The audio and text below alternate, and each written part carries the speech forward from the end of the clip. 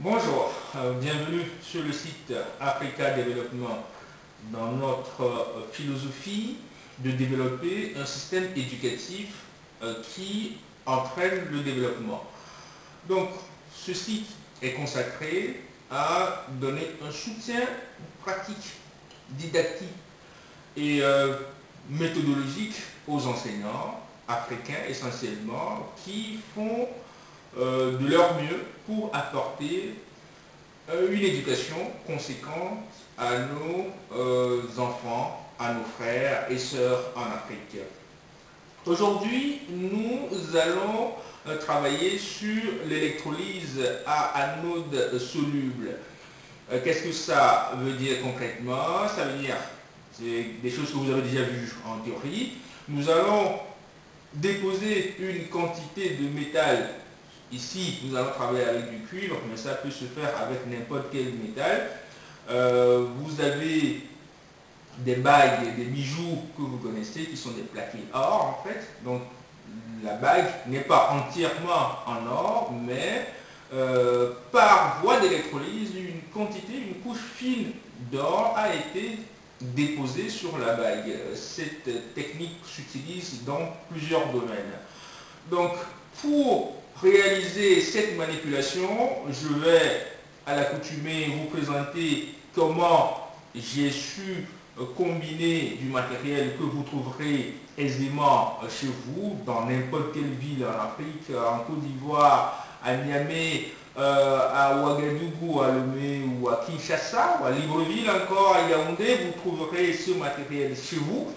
Donc, très important, je rappelle ici que le fondement de la technologie, c'est la norme, c'est la rigueur, c'est la précision et c'est l'analyse rationnelle.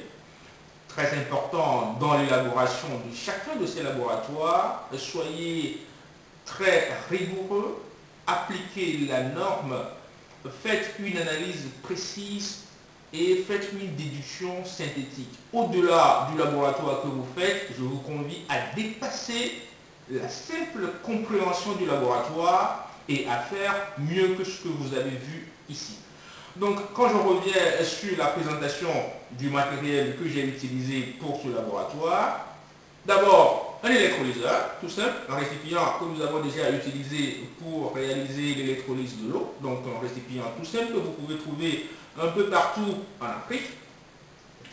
J'ai besoin ici d'un multimètre, pas, je dirais, indispensable pour l'opération, pour la manipulation en tant que telle, mais fondamental pour analyser le résultat.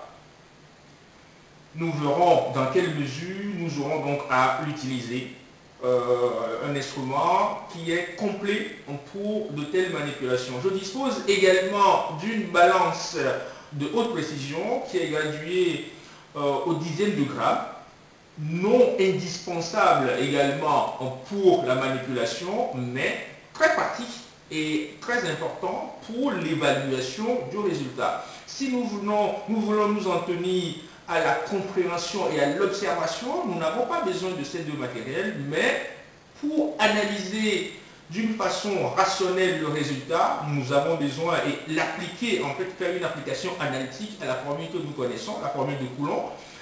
Nous avons besoin donc d'un multimètre et d'une balance de haute précision, ici graduée à 1/10 de gramme.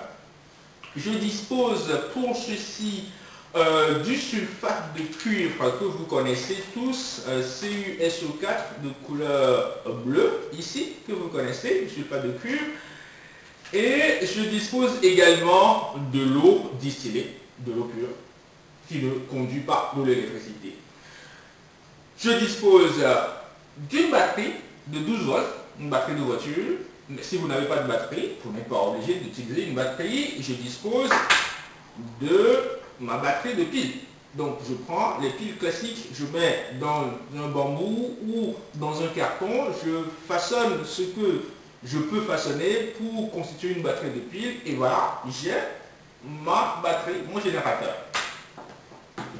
Il me faut également une montre nécessaire pour le calcul analytique, dont je dispose d'une montre ici j'ai une électrode en cuivre, ok, qui se mettra à l'anode, à partir de laquelle je vais déposer donc du matériel.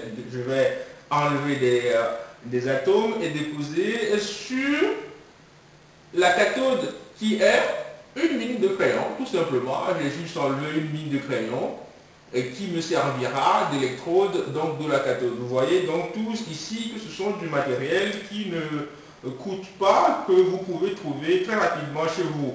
J'ai ici un plexiglas qui va me servir de support d'électrode, qui n'est pas indispensable. Vous pouvez constituer votre électrolyseur comme vous le voulez.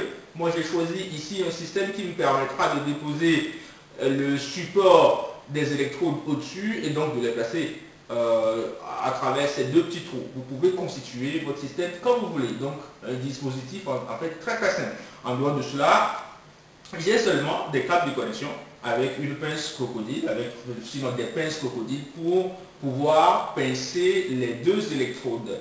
Voilà, vous avez vu tout le matériel dont je dispose pour élaborer cette expérience.